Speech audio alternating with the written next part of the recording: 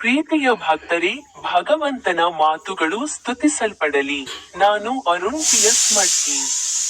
ನಿಮ್ಮೆಲ್ಲರಿಗೂ ಹೃತ್ಪೂರ್ವಕ ಶುಭಾಶಯಗಳು. ಇಂದು ಜನವರಿ 20ನೇ ದಿನ, 2026ರ ವರ್ಷದ ಮೊದಲ ತಿಂಗಳು.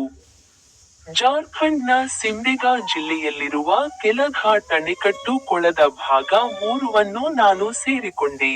ಇಂದು ನಾನು ಕಾಡುಗಳು ಮತ್ತು ಪರ್ವತಗಳ ಮೂಲಕ ನಿರ್ಜನ ಸ್ಥಳದ ಮೂಲಕ ನಡೆದು ಪರ್ವತಗಳನ್ನು ತಲುಪಿದೆ.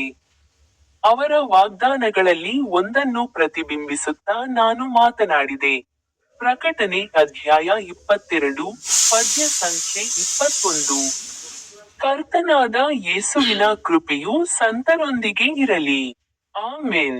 ನಿಮ್ಮೆಲ್ಲರಿಗೂ ಹೃತ್ಪೂರ್ವಕ ಶುಭಾಶಯಗಳು.